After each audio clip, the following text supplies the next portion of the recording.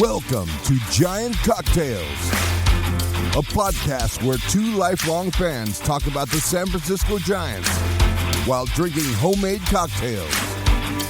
Now, here are your hosts, Ben and Matthew Henry.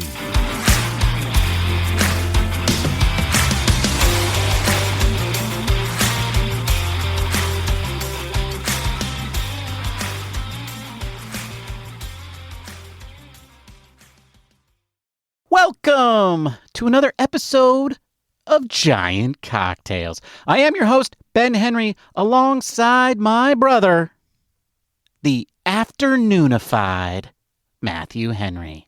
How you doing, Matthew? Afternoonified. Afternoonified.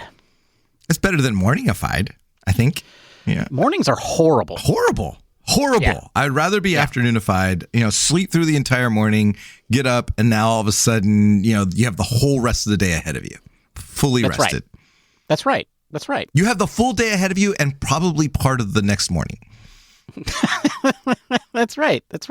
Mornings are for morons. If you're getting up before noon, then you're doing it wrong. Well, so who actually decided that those who get up early are better than the rest of us? I don't know. I wasn't involved in that vote. I just all of a sudden people decide if you're a morning person, you've got all your act together and all that. Who decides that? I don't necessarily agree.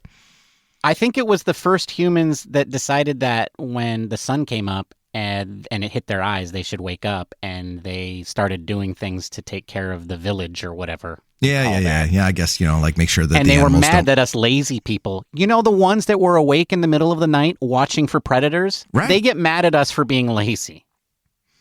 That's what it is. That's what it is. Those people are the ones who decided. Okay. And they somehow have a louder voice than those of us who are trying to save civilization. Because there's more of them.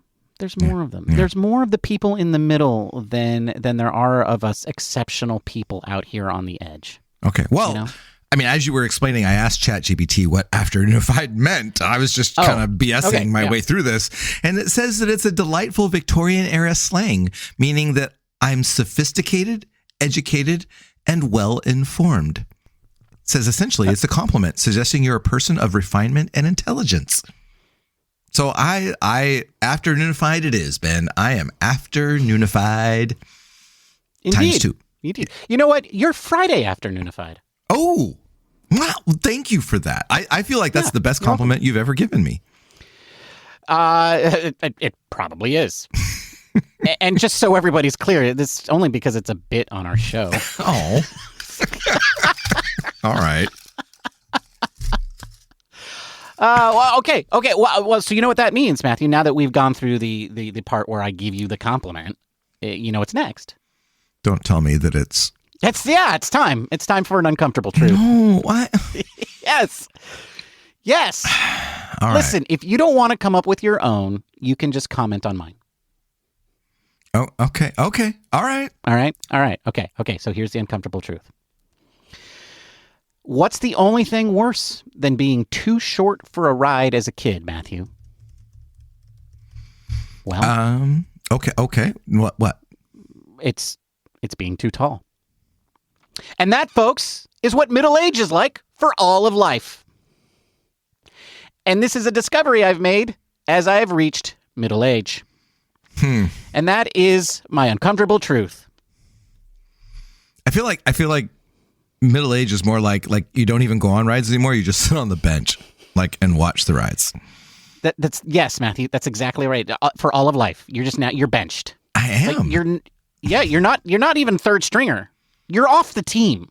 Well, I got to tell you, there was, you're bringing back some trauma from the last couple of years because, I used to be a roller coaster guy. I used to be a guy that used to just take my kids and we go on the roller coaster, we'd have a great time.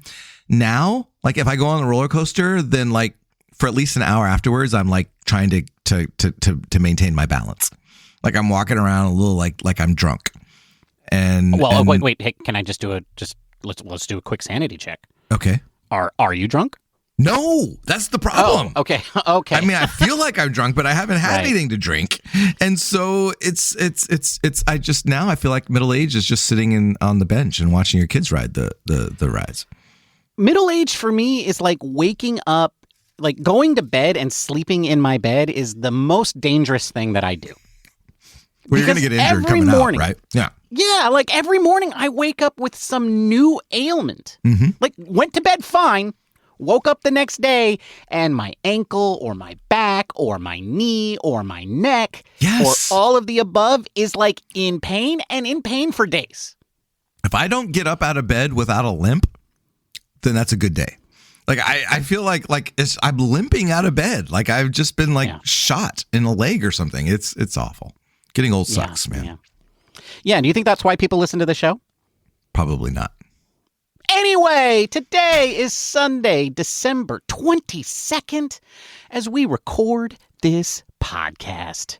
It's Christmas Eve, folks. So Merry Christmas Eve to you if you celebrate Christmas, and otherwise, Happy Wednesday Eve if you don't. That's right. Because who doesn't love Wednesdays? Yeah, once you get past Wednesday, it's downhill for the rest of the week. And frankly, because Christmas dominates everything, folks, you probably got the time off anyway. That's right. And so, take your Wednesday off and, do something fun. Yeah, enjoy your Chinese food. Maybe you already are. Maybe you're listening to us. You saved us as a savory morsel until Wednesday, random day of the month. Yeah. I like the idea of us being savory morsels. I'm thinking Bryce and Scott probably saved us till Wednesday. Probably. Yeah. Those are our only two listeners, by the way. The only two. If you're randomly coming across this episode of our podcast, those are our only two listeners. If your name isn't Bryce or Scott, then you're this is your first time. Welcome. Yeah. Well, you know what? Okay, so we are here. We are here because it is another holiday week, and we thought that we would get on the podcast and talk about all of the exciting things that the Giants have done since we were last on the air, which thankfully, Matthew, there was I can't remember. It all blurs together. Did we have the emergency podcast and then the Thanksgiving episode? Or the Thanksgiving episode and then the emergency podcast? I have no idea. We had the Thanksgiving episode, then we had the emergency podcast. At least we've had one, folks. And I thought for sure we were going to have another one because everybody says we're going to have another huge, big off-season signing is what I'm trying to say. And because we're going to sign like the best pitcher available, right? Yeah. And he wants to be a Giant. And the good news is the only two teams in on the deal are the Blue Jays and the Giants, and yet it's still not happening. So we're going to talk about that. We're going to talk about the Corbin Burnes situation and why it hasn't happened yet. And we're going to talk about what's taking him so long to sign and what the Giants might do in the pitching realm of free agency if he doesn't sign. Yeah, I know. You're going to be mad if he doesn't sign, right? We'll do all of that too. Yes. I've got Fire Posey all fired up. My tattoo artist is ready to go. But we're not there yet. Then we're going to talk about whether or not we are done with free agency as a whole after the Corbin Burnes signing, which is definitely going to happen. So everybody says. But before we do all of that, Matthew, you have to ask us our trivia question. All right. Take it away. Thank you, Ben. Today's trivia question is, Barry Bonds is the all-time leader in walks with 2,558 career walks. However, 688 of those were intentional walks. So he's not the all-time leader in unintentional walks. Ben, who is the all-time leader in unintentional walks? You're trying to trick me. Yes. You're trying to trick me. I am. Yeah, it's Barry Bonds. I know you just said he isn't, but I don't believe you. Yeah? You think that he's just all things walks, huh? Yes. If I remember correctly, that's all that happened. Because, let's face it, half the time he walked, it was an unintentional intentional walk. Or an intentional unintentional walk, I guess is more accurate. And so, yeah, it's Barry Bonds also, even though you said it isn't. Okay. I think also the only guy that was intentionally walked with the bases loaded. I think it's happened one other time, but you might be right. All right. We're not going to look that up and answer that by the end of the show. No. But we will tell you who is the all-time leader in unintentional walks at the end of the show. Enough with the banter. Let's talk cocktails. Woohoo! Thank you, Bob. Let's talk cocktails. What are you drinking, Matthew? So, Bob, I'm making the holiday party rounds. And I've gotten to a point in my life where people kind of expect me to bring cocktails to parties. And so I have a carafe. I actually have several carafes that I can just rotate in and kind of just throw something together in a batched cocktail kind of thing. So this year, my batch cocktail that I've been bringing around is an orange spiced old fashioned. What's in an orange spiced old fashioned? Well, it's got 2 ounces of bourbon. I'm partial to Elijah Craig, only because it's cheap, folks. I mean, not cheap. It's just it's the inexpensively priced for a good quality bourbon. Thank you. That's what he's trying to say. That's exactly what I'm trying to say. It's like if you're gonna batch it and give it to others, you should have a quality yet lower price bourbon, and Elijah Craig is the one. And you can get it in 1.75 liters. So it's great. So I got 2 ounces of bourbon, a half ounce of spiced Demerara gum syrup. How do you make a spiced Demerara gum syrup? Well, you take some gum acacia powder, and you do 2 ounces of that with a half cup of hot boiling water. You mix those into just put it in a little jar, and you stir it up, and then let it sit for a few hours, and then it kind of eventually kind of makes a jelly, kind of syrup stuff. And then you take 2 cups of Demerara sugar and 1 cup of water, and you put that into a saucepan, and then you heat that up until it melts, and then you throw in your gum syrup stuff, and then you add some cinnamon sticks and some cloves and some allspice berries, and I even threw in a few anise stars, and you just let that seep for a few hours until it all just comes together. And then you strain all that out, and you've got a really nice spiced gum syrup that you can use for a lot of things. In this case, we're using it for our orange spiced old fashioned. Then you're going to take 2 ounces of your bourbon, a half ounce of that spiced Demerara gum syrup, a 1/4 ounce of Grand Marnier, a 1/4 ounce of allspice dram, 1 dash of cardamom bitters, 1 dash of Angostura bitters, and then you're going to put all those into a mixing glass with ice, give it a good stir for about 30 seconds. You're going to strain that into a rocks glass with a large chunk of ice, and you're going to garnish it with an orange peel and a Luxardo cherry. And I will always express the oils of the orange peel over the drink before dropping it in. And you get a lovely old fashioned that is Christmassy, Christmas in a glass. That's what we got here. So that's what I'm drinking today, Bob, an orange spiced old fashioned. That's a tasty cocktail. What are you drinking, Ben? Wait, what? Oh, is Matthew done talking? I had to explain the syrup, okay? It was a little longer than normal, but the syrup's important, okay? It's an important part. You can't not do without the gum syrup, okay? The gum part makes it a great mouthfeel, and then people go, ooh, this is really good, because it just lingers on their mouth, okay? So you got to talk about the syrup. I'm sorry. That does remind me, folks, for those of you who listened to The Perfect Sip, we had announced that we might be back for the 20th of December. Obviously, we were not. We are still working on episodes, and they will probably come out sometime in January. So Matthew will once again have another space to do his cocktail discussions. Thank goodness. But for now, you're going to have to put up with it here. What am I drinking? I'm drinking a cocktail from a cocktail book called the PDT. It is from the people that run the PDT Speakeasy. And it's a pretty popular book. if you have cocktail books, you probably have this one. Anyway, the cocktail I am drinking is called Junior. Just Junior. And no, Matthew, I did not name it, so you can't blame that name on me. Okay. All right.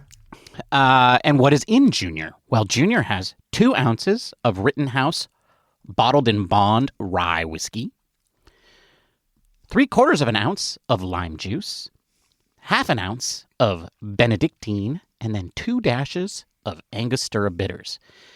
You combine all of those ingredients in a shaker with ice, you shake until chilled, and then you strain that into a coupe glass and you serve it with no garnish.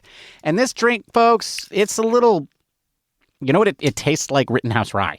I mean, that is the dominant flavor in this cocktail. They call it in the book sophisticated. And when a cocktail book refers to a cocktail as sophisticated, that means boozy. Yes. And so this is a boozy cocktail, not necessarily in content, but in like taste. And so it takes a little bit getting used to. I would like it to be a little bit more sweet, but I don't mind that it tastes like rye because at least it doesn't taste just like lime juice, as often cocktails do. And that is what I'm drinking today, Bob. Junior. That's a tasty cocktail. It grows on you. Actually, I do like it. Rittenhouse rye, man. That's 100 proof. Man, that's... Yeah, I usually like to use that with some other ingredients that are a little bit stronger because it's got a sharp and aggressive profile. Not so here. Not so here. I'm trying to think of like who else has a sharp and aggressive profile. Maybe Corbin Burnes? Maybe. I hope so because that's who we're talking about. I'm hoping that's a good segue into Corbin Burnes. We're talking about future San Francisco Giant Corbin Burnes, all but assured to be a San Francisco Giant. Is he though? Which means no, because of course that means he won't be. It's so funny when everybody starts talking about how. So okay, one of the things I like to do is after a player signs, I like to go back and look for like all the prognosticators, like what they thought was going to be happening at that, with that player. And it's almost never to the team that they said it was going to be. And so for that reason alone, I'm a little nervous about this Corbin Burnes thing. Like I feel like, everyone's saying that the Giant, he wants to be a Giant. The Giants want him, but he hasn't signed yet. And it seems like if they both wanted it, then it would be done by now. Yeah. Well, you know who his agent is. Yes, Satan. Yeah, and he's doing the same thing that he's always done. Yeah, he's going to wait it out. But you know what? He doesn't have a guy who's just going to play second fiddle to him at his beck and call. Now he's got a guy who I'm pretty sure doesn't like him in charge. I think he's pretty much said that he doesn't like him. Yeah, he's pretty much said that. So and if anything, I think that hurts our chances. Because Boris is trying to do what he always tries to do, right? He's the person who's leaking this to all of the press is Scott Boris. Yeah. Like he's got his underlings slipping information. Oh, it's really super important that Scott doesn't know I'm giving this to you. Scott knows it. Scott's the one who told them to give it to them. What I like about it is that the rumors say the Giants and the Blue Jays and a mystery team. Oh, I didn't know there was a mystery team. There's always a mystery team, Ben. Well, that's what they were saying over on Giants Talk, but I didn't know that one had been identified. Well, not identified, right? I didn't know one had been they just say they just throw that out there. I don't even know if there's any truth to it, but they just for publicity sake, you want there to be a mystery team, right? Well, what does that even mean? What does that even mean? Because what does this mean? Like, if you think about it from one perspective, the fact that the Giants and the Blue Jays are in on it, that implies that no other teams have contacted Scott Boris at all. Like the other 28 teams not interested in Corbin Burnes at all, right? Of course, that's false. We know that's not true. Yeah. Probably a majority of the teams have reached out to Boris to say, hey, we're at least interested in having a discussion. So then any of those teams could be the mystery team. They're all the mystery team. Agreed. So, when you think about it, this is all a bunch of hooey. The fact of the matter is, he's not a San Francisco Giant now. And and the fact that he isn't is all we really need to know. So if he wants to be a Giant, why isn't he? Well, I feel like, he is the top level free agent still left. I think that something that complicated it was Max Fried signed a huge contract with the Yankees that was larger than what all the publications out there predicted for Corbin Burnes. $27 million per year on average for Mr. Fried. So now that drives up, of course, the price for Corbin Burnes. So I'm sure every general manager out there hates the Yankees right now because the Yankees overpaid for Max Fried by a lot. And so that drives up the price for Corbin Burnes. I think the other issue, though, is that many teams are probably still waiting or are thinking, well, instead of signing Corbin Burnes, I could just sign Roki Sasaki from Japan for $7 million. $5 million, $7 million, whatever that number is. And so there's some leverage right there. He's the only other pitcher out there that I think teams would covet other than Corbin Burnes. So Scott Boras is just going to be like, all right, we'll just wait until Sasaki signs. And then those who don't get him will now pivot to our guy, Corbin Burnes. So my feeling is that that's the reason why we haven't seen anything happen yet. Your feeling is that the reason that Burnes hasn't signed yet is because Scott Boras. And Boras is saying that we should wait until Sasaki signs because Sasaki is cheap because of the whole international free agent things and the limits on how much teams can spend on international free agents and all of that. Even though Roki Sasaki is highly sought after, he cannot be paid more than I think something like in the $7.1 million range. Yeah.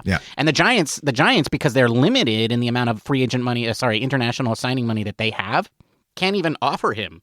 No, they can offer him 5. That's about what they can offer. Right. So if he chooses the Giants, he'd be coming to the Giants for less money than he could get from other teams.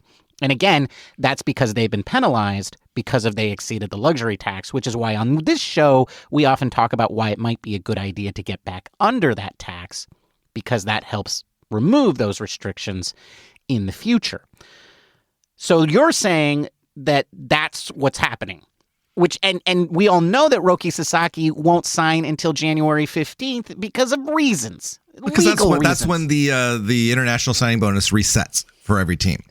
So, right, and so their they money, want to wait till they don't January even 15th. have the money yet. Right, and so once January 15th rolls, then every team's bonus pool money resets, and any team now can get in on him between that $5 and $7 million range. So they're going to wait. But then because they posted him in early December, he's only got 45 days. So really, he's only got 2 weeks after January. By the end of January, he has to have signed. Otherwise, he goes back to Japan. So he's only got a 2-week window. So he'll make up his mind pretty quick after January 15th. Well, okay. So he's probably already made up his mind. Probably. Wouldn't you think? He's meeting with teams all this week and last week. So but everybody, everybody says that he's going to be a Dodger. Well, that wouldn't be surprising. But I think the one thing that you're holding out hope is that maybe he doesn't want to be the third best Japanese pitcher on the Dodgers. So maybe he wants to go somewhere else and start his own little kind of thing. So that's the part that you're holding on to. Is maybe he wants to be the stud somewhere else. So you're hoping that he sees that Yamamoto and what's that other guy's name? Hideo. No. Ohtani? Is that his name? Ohtani? Ohtani. Yeah. Ohani. Yeah. Ohadi? No, I think it's Ohtani. Ohtani. Right. Yeah. Okay. Yeah. So Yamamoto and Obani, they are the best 2 Japanese pitchers. And he's like, oh, those guys are super famous and they're Dodgers. So I should go do something that really makes me stand out against those guys. Right. And the best place to do that would be San Francisco. Yeah. Right. Yeah. Of course. Okay. So we're getting Sasaki. So Corbin Burnes, it doesn't really matter. Well, there's no reason you can't have both. Because Sasaki is so cheap. Because he is so cheap? Yeah. That's not happening. Okay. Why not, that's not happening. It could happen. Okay. Yes, it could. It could happen. A lot of things could happen. Right? I could become a successful businessman. Doing podcasts. Yeah. Well, it's really the only productive thing I'm doing right now, man. So like, it's got to be. Is it really all that productive though? Well, I mean, I didn't mean no. No, it's not that productive. It's not that productive. But December 20th is come and gone. It's the only thing that I am doing that has any chance of making me any extra money. That substitute teaching gig, man, that could really bring in the dough. Yeah, but it's possible, right? Joe Rogan, look at him. He makes millions of dollars being a podcaster. So it's possible. It's possible. It is. And so yeah. But is it going to happen? No. We are not going to have a rotation of Burnes, Sasaki, and Webb, and Robbie Ray, and Corbin Burnes.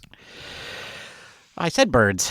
Oh, okay. It would be who would be our fifth starter in that thing? Jordan Hicks. Jordan Hicks. Birdsong. No. You let the young guys. No, they would send them back to. I mean, maybe they would be in the bullpen. Okay. But anyway, I mean, so the point is that Sasaki might be the reason why Burnes isn't signing. There's really no other reason other than that, because the Giants, if the Giants are only competing against the Blue Jays, I got to say, then the Giants are going to win. Well, right? You would think so, because A, they'd be able to offer more money. B, they're on the West Coast. You know, Corbin Burnes is a West Coast guy, grew up in the Central Valley, went to St. Mary's. Wants to be a Giant. You would think that all the stars are lining up to sign this guy. I just think that Satan Scott Boras is the reason why we haven't signed him so far. Right. But you would think, hopefully, at the end of the day, the guy would say, "Scott, this is where I want to go." You would think, yeah. Right. And so you know, but here's the thing. Here's the other thing that I know. Money talks. And if you just gave him a Fried-size contract plus whatever, he'd be a Giant. Absolutely. So the Giants are clearly not doing that. Right? Like the offer that the Giants are making is clearly competitive, as they say. It's enough to keep them talking about the Giants in the press, but it's not enough to get him to sign on the dotted line, which is interesting to me. Because the question is, why aren't, you know, what is the dollar amount that they're going for? Well, and, I mean, Max Fried's signed the contract that Corbin Burnes was projected to sign. Right. So as soon as so there was probably discussion before Max Fried signed, and they were talking about a certain number. And as soon as Max Fried signed for $218 million, then it was like, okay, the game has changed. The market, and I'm sure that changed. Set them all back. I'm sure that was like, well, now we got to go back and kind of think about this. Right. But the question is, can anybody give Burnes that contract? There's a few. Well, yeah, but that needs to, that wants to, that, like, you know, I know they can. The question is, like, do they have a need? Is that where they want to spend their money? Like, I wonder. So, right. So it kind of, yeah, the Max Fried contract really does throw everything into sort of disarray. But here's what I would say. Like, I think this is really the only big question mark for the Giants. Like, if the Giants sign Corbin Burnes, I think they're done. Like, yeah, they would still want to sign Sasaki and that whole thing, but, you know, he's going to be a Dodger. Everybody knows he's going to be a Dodger. And some people are trying to say, oh, he's going to be other thing. Whatever. He's going to be a Dodger. Okay? That's what he wants. That's been his dream, and he's going to make more money with them in the short term. That's what he's going to do. Okay. But let's just say, but that doesn't matter, because what Burnes and Sasaki do are irrelevant to each other just because of the price difference between the two. So I think the Giants get Corbin Burnes, they're done. Or are they? The question is, aside from the Burnes question, because it sounds like this may not be resolved for a while, what else do the San Francisco Giants have to do? Are we done with free agency, let's say, if Burnes signs with the Giants? Because I think if he doesn't, then you've got money to spend and you might go spend it somewhere else. Right, but let's assume that they get him. Does that mean the Giants are done? Because I kind of think it does. Yeah. I mean, you could make that argument. I feel like there's still some holes. Are we satisfied with a Wade Jr. / Wilmer Flores platoon at first base? I love both of those men, but no, we are not satisfied with that. Right. And there's no guarantee that Bryce Eldridge is ready to start the season as our first baseman. That's ridiculous. I'm being honest. I'm being like logical, Ben. You're being it's a heretic. I mean, he hasn't done it, and he started out last year in rookie ball. And now you're saying he's going to be like the starting first baseman for the Giants on opening day. I don't buy it. He's going to be in the All-Star game 10 years in a row, starting next year after he opens up the season for the Giants at first base. He's our opening day first baseman. The first base situation is solved. We don't need some ancient retread. Okay, all right. Well, Bryce Eldridge or bust. So prior to yesterday, I would argue with you on this one. But yesterday morning, I'm thinking, hey, we got a podcast tomorrow. Yeah, I should probably do some research on some of our openings. So I went into I know. I thought I'd just, I had some time. And so I thought I would go into our show notes and do a little research on some options at first base. So I look up Goldschmidt. And I type in, I'm going to read you my notes. Career 302. 405, 554 slash line with 32 home runs in 166 games against the Giants. He's 37 years old. Probably a 1-year, $15 million contract makes sense to pave the way for Eldridge. His 2024 numbers were 245 average, 302 on base, 414 slugging, a 98 OPS plus with 22 home runs and a 1.3 BWAR in 154 games. And I typed all that out. As soon as I'm done, I get a little pop-up notification saying that Goldschmidt shined with the Yankees. As soon as I was done. I mean, I hit enter and boom, that thing popped up. Yeah. So then I was like, all right, that's funny. And I texted you that. And then like I went and had some breakfast. And then a little while later, I thought, well, who else was out there? And I started looking up and I come across Carlos Santana, who's like, 1 year younger than Methuselah.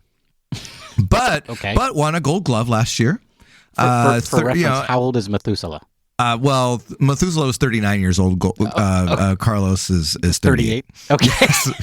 Okay. Something like that. I don't know. My biblical references are a little vague.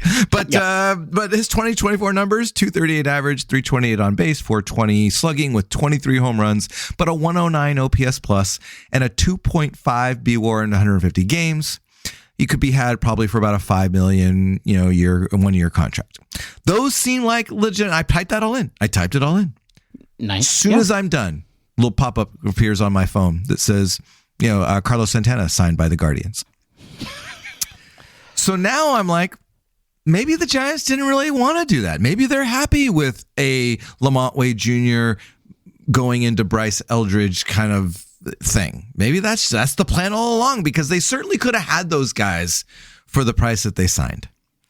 And they didn't. And so now I'm thinking that maybe you're right, Ben. Maybe it is Bryce Eldridge. I very strongly believe that it is. Like, I believe that given the way that this kid has played and moved through the organization and then the way that they talk about him, I think that they are perfectly willing to let him grow at the major league level. Okay. And so, I think you just do that with Flores and Wade. Why go out and spend a bunch of money on some other guy who then you're just going to have to rug pull? Now, maybe if you sign a right-hander, then you can keep that guy on the bench. But then that means you also now need to move both Flores and Wade. And so it just, it just creates a lot of extra complications. And why? Wade and Flores both had down years last year, but because of injury.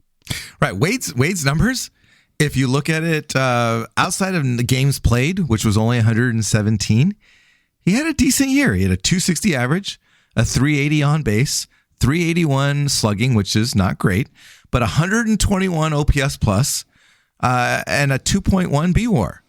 He actually had a pretty good year. And so maybe the Giants are like, yeah, that's good enough until Eldridge is ready.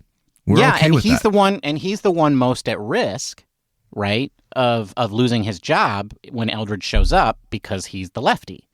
Now, but then you might ask yourself, is Flores the guy I want to rock with on the bench? I mean, I would agree with people who say that sounds like a stretch, right? Like, I hear that. I'm not super excited about Wilmer coming back. And I mean, I'm excited because I like him as a player, like as a fan. But we had 2023 Wilmer, then that would be fine, right? Well, 2023 Wilmer, I mean, I think if we had something halfway between 2023 Wilmer and 2024 Wilmer, that would be okay. Right. But so if we have anything close to 2020, right? Yeah. I mean, his health is the biggest thing. He told Bob Melvin recently that he feels good and he's back to being normal. And so, we got to expect a little bit of a bump up from 2024. And, he only played in a handful of games, so it wasn't like he was, there all that much anyway. But if we get anything close to 2023 Wilmer, then that's fine. That works out well. And yeah, it's a roll of the dice. But you look out who else is out there. There's not a whole lot. I mean, you're not going out to sign a Pete Alonso. Right? I mean, Pete Alonso's going to demand he's going to demand a longer contract. He's really a one-trick pony, right? I mean, he's a home run guy. That's about it. Nobody likes home runs. No, nobody does. Especially, I mean, but I mean, you got Bryce Eldridge. He's the long-term role. You're not going to sign, and Alonso's not coming to the Giants knowing that they've got Eldridge, right? So I just don't think that Alonso is the option. And so after that, you kind of go, well, maybe they just do ride with Wade and Flores and see what they got. I think this is a perfect Farhan situation, honestly. Right? No, I mean, that's what you do. You're kind of like, I'm going to stand pat with what I got because I know my future is Bryce Eldridge. And I believe that future is very soon. Like, it is definitely 2026, right? Yes. The only question is, when does he show up in 2025? Right.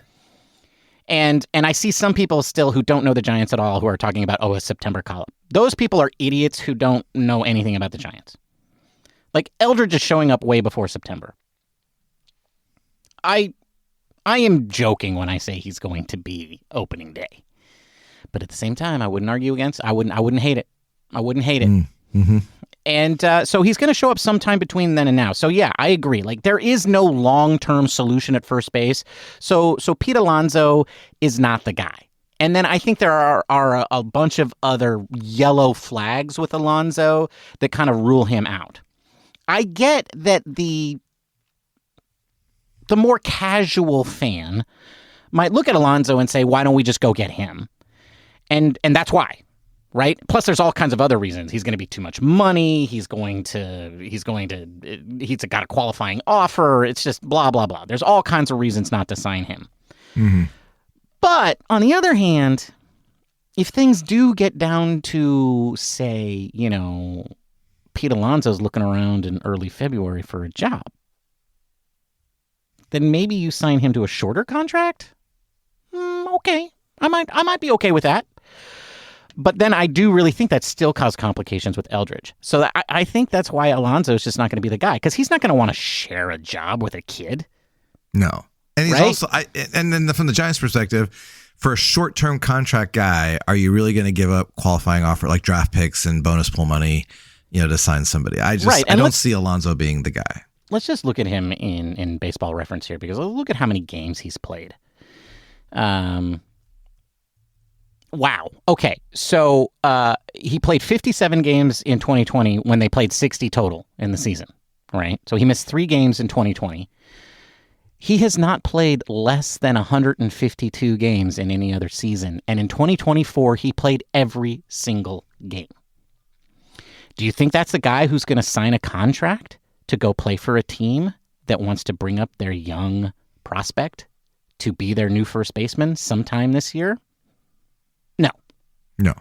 No. And he's certainly not going to do one of those 1+1 Farhan special contracts where he has to opt in or opt out, right? Because he would never opt into that. So Alonso is off the board. Like, he's just not happening. And I think for many good reasons. That being said, I do think that they will look out there, and if they see something that they like a little bit better than what they have now, they'll go for it. But this is all about waiting for Bryce Eldridge. Okay, well, agreed. Let me ask you this then. So Wilmer Flores is the question mark, right? Because, Wade Jr., when healthy, has been fine. Right. Would you prefer Justin Turner or Wilmer Flores? Is that a trick question? No, I'm actually being serious. You're actually being serious? Yeah. I mean, I know what I would prefer. But you were proposing Firebeard put on a Giants uniform. It's stranger things that happen. Earl Hershiser wore a Giants uniform. I feel like he did Justin not. Turner could. No, he didn't. Take that back. Take that back.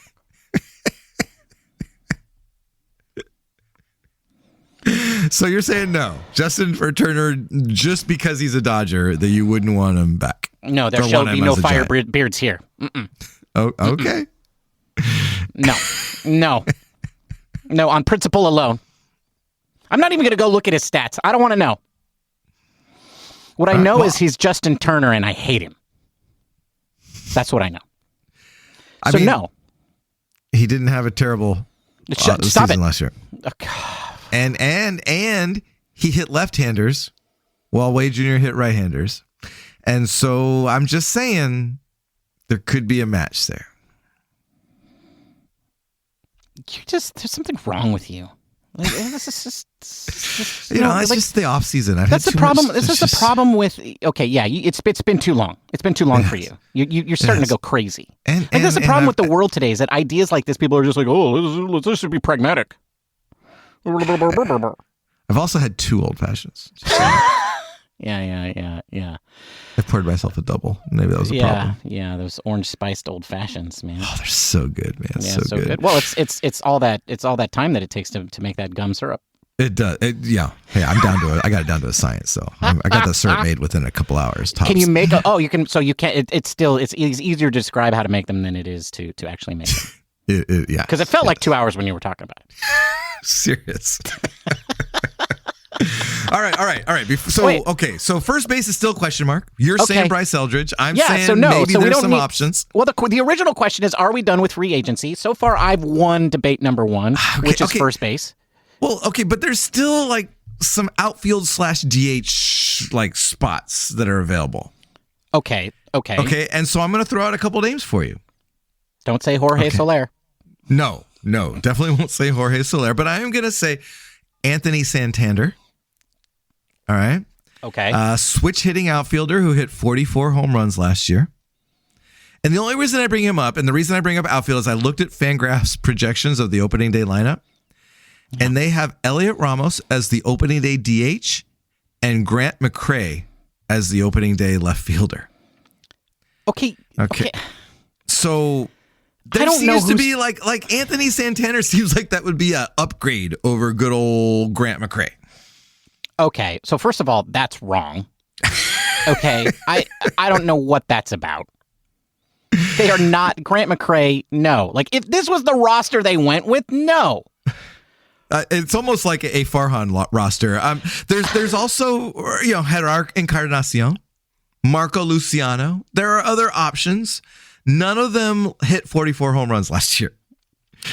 And so I feel like maybe Anthony Santander could be. Now, he's someone you would give up some draft picks for because he did get an qualifying offer. Oh, man, these qualifying offers are starting to piss me off. I know. But he would be a dangerous hitter in a lineup where, frankly, Ben, we don't have that many dangerous hitters. So I'm just saying, that would be nice to have some guy that could be a little fearful in the middle of your lineup. Like Jorge Soler. Like Anthony Santander. Right. Who might just end up being 2025's Jorge Soler. Okay. All right. The other one that I have to offer is Jurickson Profar. I liked Santander better. Okay. But let me tell you Profar's numbers. I don't 280 average, 380 on base, 459 slugging. He had an OPS of 134, 3.6 BWAR in 158 games. Spotrac projects him at 2 years, $25 million. You know what we call that, Matthew? We call that a late bloomer. We call that a man finally living up to his long-held potential. Serious. I wouldn't hate Jurickson Profar. It would also make the Padres less potent. Yes, worse. Yeah. Thank you. Yeah. Yes. Well, I'm with you on that. I like making the Padres worse. Or any of the 3,000 teams in the National League West that are better than the Giants. 3,003, whatever. I like that. But here's the other problem I have with Profar. He's like in middle age of baseball years, you know? So I worry that was his flash in the pan. That was his moment, and that was it. That was the peak. We got peak Profar last year. Okay. So you're saying we're buying high. And we're buying high. Yeah. And like, I don't know about that. But as I'm saying this all out loud, you know what I'm coming to the realization of? What's that? It's not my money, and what do I care how much they're spending? Like the only thing that I care about is if the Giants stay under the luxury tax. And I was over on this website that you pointed to me. It's called Spotrac. Spotrac. Yes. Spotrac.com, but with a C. Yes. Right? There's no K. There's no K. No. Yeah. And they do so. They're the website that does all of the money stuff. Like all the contracts. They keep track of all the contract stuff, and they tell you like how much your team is approaching the salary tax and all that sort of the luxury tax and all of that stuff. So it's cool if you want to know that sort of information. And I'm looking at this number right here in front of me, and it says right now, after having signed Willy Adames, and with all of their estimates in terms of like pre-arbitration and arbitration players finishing their contracts, signing their contracts, that the Giants are going to be $64 million under the luxury tax for this year. Am I looking at that correctly? They're $64 million now. Well, yeah, yes. Now. That's what it says anyway. I don't know if we're reading this right, but that's what it says. Because otherwise, if that's right, and somebody tweet at us or Mastodon at us, or what do they call them on Blue Sky? We're not on Blue Sky yet, so I don't know. Oh, right. Well, I am. Oh, I am. Cloud fart at Watch Ben Fail on Blue Sky. I'm on the normal Blue Sky server. I don't know if that's a thing on Blue Sky, but that is where I am. So cloud fart at me if we are wrong about this $64 million number. Well, so I'm looking down at the very end here, and it says the projected competitive balance tax base, which is active plus estimated arbitration plus estimated pre-arbitration.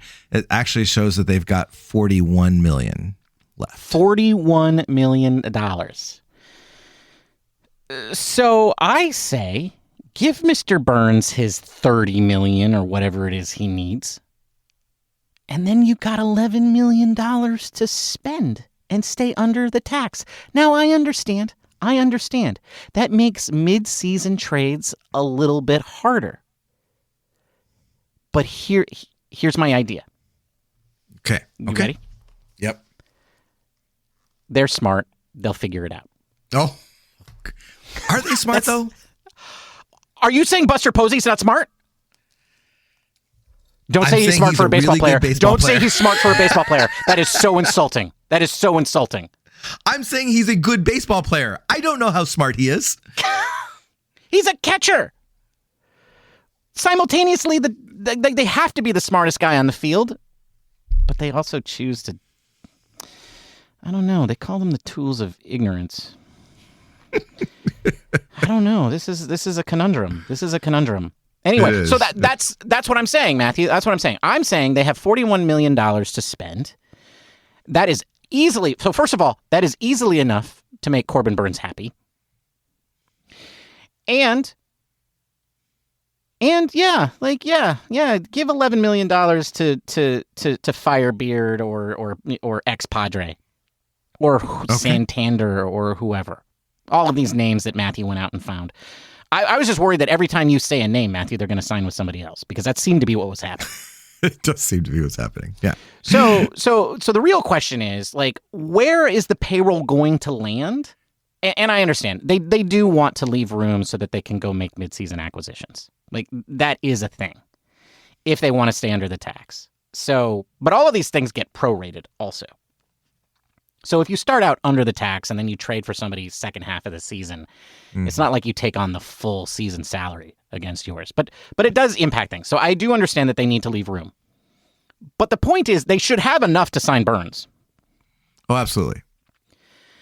And they haven't. So either you're right that Scott Boras is an ass, which we know that's a tautology. That is true. So, or the Giants just haven't been willing to go there yet. So, but I think at the end of the day, it does say that I think once they sign Burnes, they're done, and that, these other guys, I wouldn't hold my breath.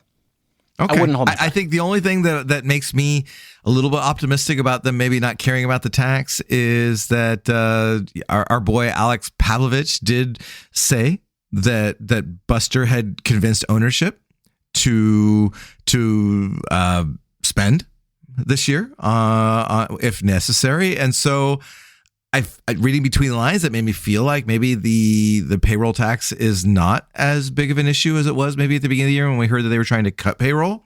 So I don't know. We'll see. Okay.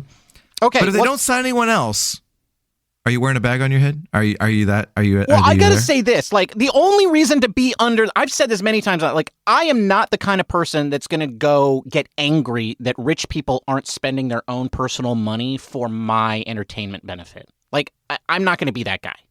Okay.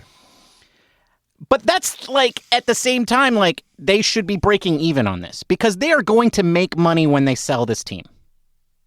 Right? They're going to make tons of money when they sell the team or they sell their interest in the team. So This is going to be a money-making enterprise for these owners in the long run.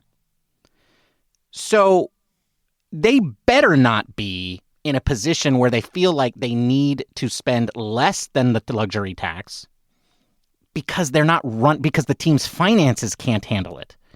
If they are not making money off of this organization and staying under the luxury tax, then they are bad at business, and we need new billionaires. Go find a new billionaire there, Ben. That's right. That's right. Find them. And so under that, I will definitely be wearing a bag on my head. Are we really at bag on the head like state status? I feel like, the Oakland A's, Chicago White Sox, Miami Marlins. Yeah. Like, those are bag on heads, right?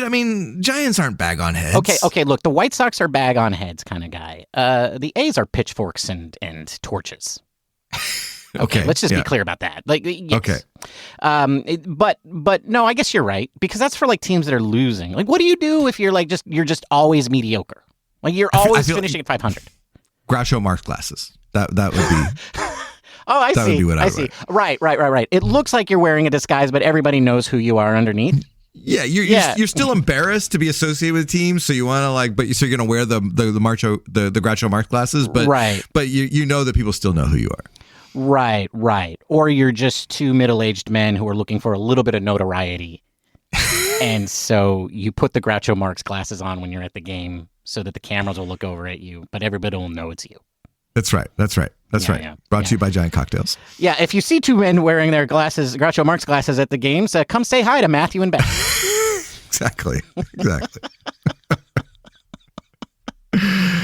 All right. Well, I think we will find out, right? I did hear that Corbin Burnes is expected to sign after Christmas. Now, we don't know how much longer after Christmas, but it's not going to be before Christmas. Yeah, January 15th is after Christmas. Right. So going into next year, after this podcast, our next episode will probably be sometime in January. If Corbin Burnes signs, we're definitely jumping on. Oh, yeah. If he doesn't, though, then maybe a mid-month kind of check-in is probably warranted. But then, of course, we'll be back to a regular schedule once spring training starts, or pitchers and catchers report. No, we'll definitely kind of be back to a normal, which is schedule. Around February 12th, I believe. So we're gonna play it by ear, but that's kind of where we're at. Maybe it's time to answer the trivia question today, Ben. I don't know why. It's Barry Bonds. So the question was, Barry Bonds is the all-time leader in walks with 2,558. But 688 of those were intentional. So who is the all-time leader in unintentional walks? It is not Barry Bonds, Ben. It is Rickey Henderson. Oh, Rickey Henderson had 2,129 unintentional walks compared to Bonds' 1,870. Rest in peace, Rickey. Ben, you and I, we grew up, our mother brought us to both Giants and A's games. That is true. We were there when Rickey was, in his heyday. Rickey, I was stole 130 bases. Yeah. That's right. I in Little League, I was actually on the Little Santa Cruz Little League A's as a kid, and I just fantasized about being Rickey. I mean, and Rickey Henderson was just truly a class act and an amazing baseball player, and we were lucky to have seen him in his heyday. Some amazing things that happened, or some stats that came out after he passed, was just like to put into perspective how amazing his stolen base record is. Ellie De La Cruz this last year, Ben, led the majors with 67 stolen bases. He would have to steal 67 bases every season for the next 21 years to catch Rickey. That's how good Rickey was, and there will never be another like him. So rest in peace, Rickey Henderson. Yeah, I mean, speaking of middle age, Rickey stole 37 bases at the age of 40. So you were pulling hamstrings at the age of 40. So I was pulling hamstrings at the age of 17. So let's not compare me to Rickey Henderson. No, I mean, Rickey is just one of those. He's one. You talk about once in a generation baseball players. Rickey Henderson was once in the history of baseball. Like, no player like him ever existed until he played, and certainly hasn't come close to existing since. And you have to think that, like, there will be never another player like him that was so dangerous once he got on base, but also could hit for power, also had a great on base percentage because of, obviously with the walks, and was just, he was I think he's what got everybody obsessed with the idea of a leadoff hitter, because he was he epitomized that. Yeah. He was the golden model of that, and such an electrifying player. Yeah, I mean, his personality, just the stories about him are hilarious. There's some apocryphal stories about him not signing his first $1 million bonus check because he framed it instead because he wanted to be reminded that he was a millionaire every time he walked by it. I also heard Harold Reynolds talk about how, like, one year when Rickey got hurt, that Harold Reynolds stole 60 bases that year to lead the majors in stolen bases. And the Monday after the season ended, he got a phone call, and he answered the phone. This is before caller ID and all that sort of stuff. So he answered the phone, and he says, "Hello." And then it says, "Henderson here." And then Harold Reynolds goes, "Rickey, how you doing?" And Rickey goes, 60 stolen bases? You ought to be ashamed of yourself. Rickey would have had 60 at the break. And then hung up. And just those kind of stories just make me love Rickey Henderson. Just a great guy and a great ambassador for baseball. So agreed. Rest in peace. One of the greatest who ever did it. All right. Well, having said all that, Ben, I think we're going to wrap this up. Folks, don't forget to follow us on the socials at Giant Cocktails on platform formerly known as Twitter, Threads, Instagram, and maybe we'll get to Blue Sky here before the season starts. We probably will. Also, don't forget to leave us a review if you haven't done so already. There's a lot of time. You don't have a whole lot of things going on right now. You're probably just listening to us as the holidays are starting. You're probably not even at work right now. So just go over and give us a 5-star review on Apple or Spotify. It would be greatly appreciated. Ben, until then, have a very Merry Christmas. Happy holidays to all of you. Until next time, cheers, my friend. Merry Christmas, Matthew, and happy holidays.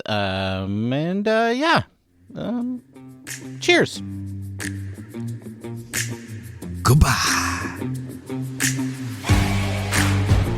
Thank you for listening to the Giant Cocktails Podcast. Until next time, bottoms up.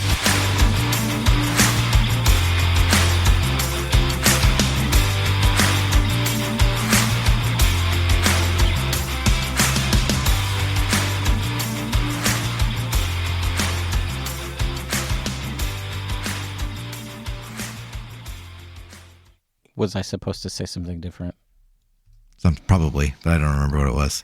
Yeah. It seemed weird. It seemed like there was something I was waiting for you to say, but I think I was supposed to say cheers. I just usually say cheers, Matthew. Bye. Oh. Okay, go. Bye, everybody. Goodbye. That's what I was waiting for. Yes. I don't say goodbye. You do that. I do, but I was waiting for to say goodbye after you say goodbye. Guys, we don't do it. This is a problem with the off season, and when you take these breaks, we don't do it enough. This is why spring training is important. Well, if we recorded every week, we would be the #1 Giants podcast. Yeah, we would be. Yeah, it's fine. We don't need to do that. No, because I'm happy being the third, best Giants cocktail and our podcast and the first in Italy.